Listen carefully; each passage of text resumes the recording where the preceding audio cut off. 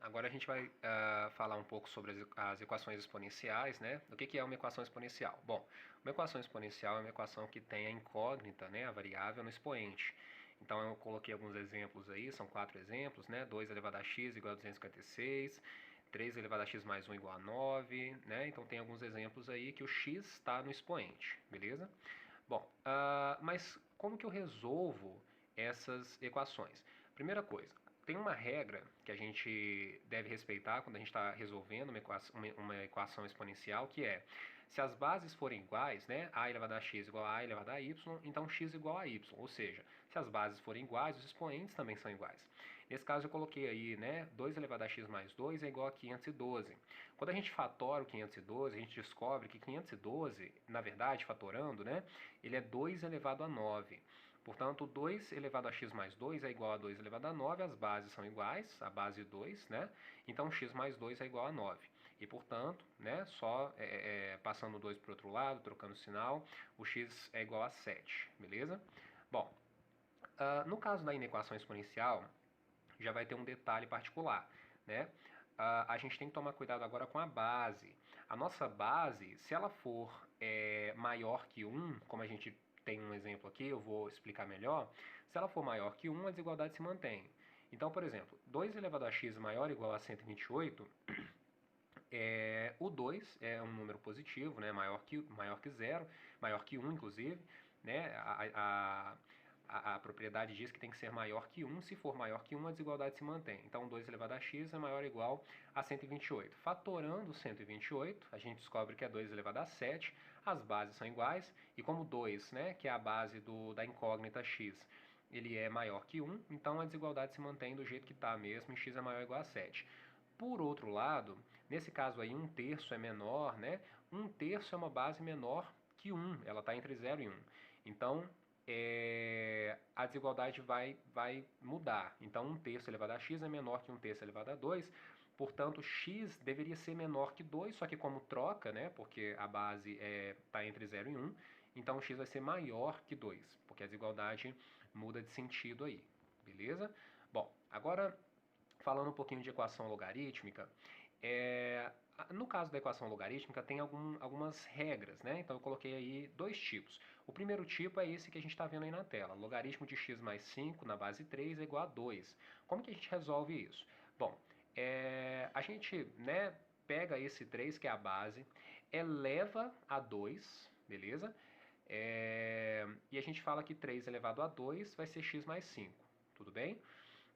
3 elevado a 2 é 9, portanto x mais 5 é igual a 9, resolvendo a gente encontra que x é igual a 4. E aí tem algumas propriedades aí do logaritmo que a gente tem que respeitar, que é a seguinte: a nossa base tem que ser maior que zero, beleza? A nossa base tem que ser maior que zero, e o nosso logaritmo tem que ser maior que zero também, tem que ser positivo e diferente de 1, beleza? Então x mais 5 tem que ser positivo e diferente de 1. Quando a gente substitui o 4, substitui o x por 4, 4 mais 5 dá 9, 9 é maior que zero e diferente de 1. A nossa base é 3, que é positiva, portanto tá tudo certo, beleza? Nesse caso aí o x é 4 mesmo, a gente conseguiu respeitar. Tem um segundo tipo ainda, que é quando a gente tem, nesse caso aí, a igualdade de logaritmos de mesma base, beleza? Se a gente tem igualdade de logaritmos de mesma base, basta que a gente iguale os logaritmos, beleza? Então fica x ao quadrado mais x do lado esquerdo é igual a 12 do lado direito. Resolvendo isso aí, a gente cai numa equação de segundo grau, né? Ax quadrado mais bx mais c, uma equação de segundo grau, x ao quadrado mais x menos 12, onde o a vale 1, o b vale 1 e o c vale menos 12. Eu resolvi aí por soma e produto, né?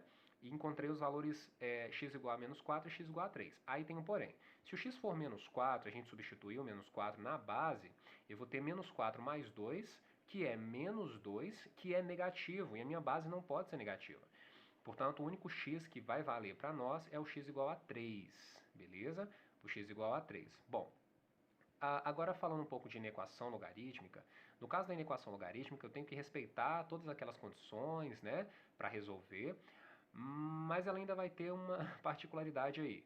Então vamos lá, logaritmo de x menos 1 na base 2 tem que ser menor que o logaritmo de 3 na base 2, a base é igual. Então, se a base é igual, primeira coisa que eu vou olhar, eu tenho uma inequação logarítmica, beleza? Eu tenho um logaritmo e um sinal de desigualdade, maior ou igual, menor ou igual, maior ou menor. O que eu vou olhar primeiro? A condição de existência. Então, a minha base, ela é positiva e diferente de 1, beleza? A segunda coisa que eu vou olhar, o meu logaritmo, ele é positivo? Então, beleza, a minha base é positiva, é diferente de 1, tranquilo. O meu logaritmo é positivo. Aí, bom, vamos lá. A minha base é 2, ela é positiva e diferente de 1, tranquilo, beleza, fechou para nós. X menos 1 tem que ser maior que 0, tem que ser positivo. Para x menos 1 ser positivo, o x tem que ser maior que 1. Basta pegar esse menos 1 e passar para o outro lado. Então, x tem que ser maior que 1, beleza? Essa é a nossa primeira condição. Se a base ela for maior que 1, o sinal mantém. Agora, se a base ela for menor, né, ela tiver entre 0 e 1, então a gente troca o sinal, beleza? Se a base for maior que 1, mantém. Se a base estiver entre 0 e 1, troca o sinal. Como nesse caso a base é 2, então a gente vai manter a desigualdade, beleza? A gente troca o sinal da desigualdade. Ela está menor, ela fica maior, beleza?